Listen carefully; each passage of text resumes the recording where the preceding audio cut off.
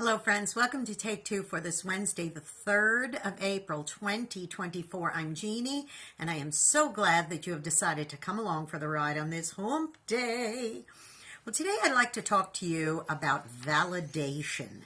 Now, what exactly does it mean when you say the word validation? Well, I often think about validating other people, and I looked up the definition of the word validation, or what it means to validate someone, from the dictionary, and this is what it says. What does it mean to validate someone? To validate someone, a person, a state, or a system, means to prove or confirm that they are valuable or worthwhile. Now, likewise, what does it mean to invalidate someone? Let me read you that. Invalidation, then, is the rejection or dismissal of a person's thoughts, feelings, emotions, and behaviors as being valid and understandable. Invalidation can cause significant damage or upset to a person's psychological health and well-being. Wow, that's a mouthful, isn't it?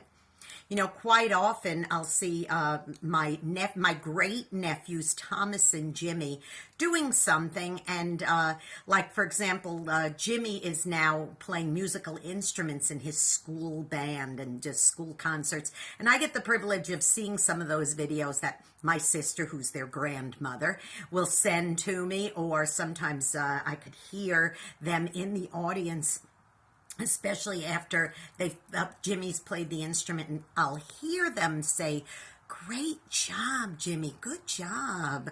Or maybe little Thomas, who's 5, may do something at home, put a puzzle together or something, and I'll hear, "Good job, great job."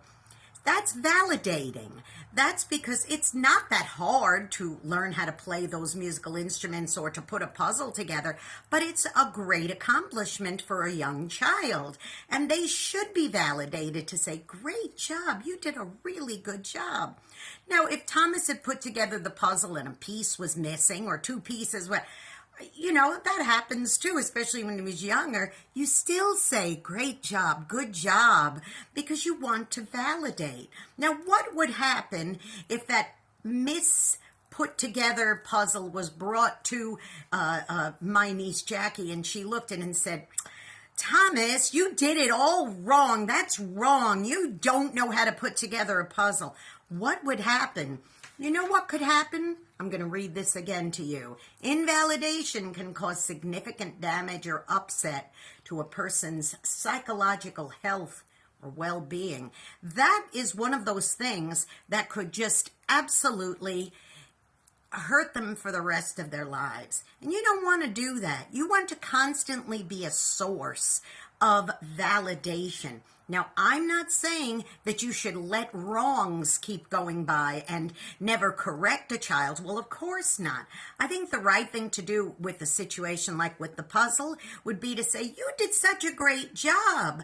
Oh, how many pieces are there? Oh, wait a minute, there's a piece on the floor. Do you think maybe it goes in there? Let's do it together." And then you validate that way by helping, being a helpful person. You know, we just had a very tragic thing happen with a family in our church. Their home burnt to the ground, and they lost everything. Now, that's a very, very sad and horrible thing to happen. But also added to the sadness and tragedy of this was they lost 2 family pets in the fire. I believe it was 2 dogs, if I'm not mistaken. And people were coming up and giving them lots of love and hugs. This happened a few days before Easter Sunday, and they were at church on Easter Sunday in borrowed clothes. And people were just hugging on them and loving on them and all that. And I heard some people saying, "And I'm so sorry about you losing your pets too." And I thought, well, that's really good. What you're doing is you are giving them love. You're giving them that validation to say what you're going through is really tough, and we're here with you. Your emotions matter to us. Your upset and your sadness, that all matters to us, and we're here to love you. But what if someone had gone up to them and say, "Oh, you just lost the dogs. What's the big deal? At least people didn't die." Well, while it may be true that it's a good thing that people didn't die, it's also a very serious thing to this lovely family that they lost other members of their family. They just happened to be four-legged members of the family. That's invalidating them. What they're saying is, you being upset over losing a dog? What, are you kidding me? Your house burned down. That's more important than losing a dog. See, that's ridiculous. That's invalidating. And so what you're doing is saying you're belittling the situation, saying what you're going through isn't that big a deal. Well, let me tell you, boys and girls, it is a big deal. So catch yourself next time, okay? If you find yourself saying something like that, instead, maybe it's just time to put an arm around their shoulder. And sometimes validating someone could come with no words at all, just a hug and a bit of love, okay? And encouragement. So as I said, go out and be an encouragement to someone today. Validate them. You may be the only one who is that encouragement and validator, okay? Don't forget, please, you can validate me by subscribing to this YouTube channel, Jeanne Sigler, JeanneSigler. Hit the subscribe button, the notification bell, hit the like.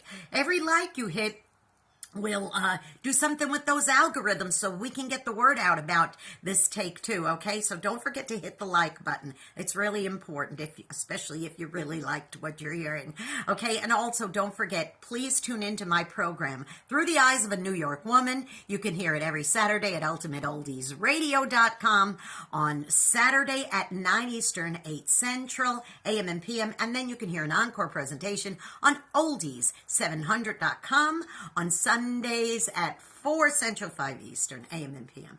Okay, I love you. Now go out, validate somebody. I know I'm going to do that all day long. I love you, and I'll see you next time. Bye-bye.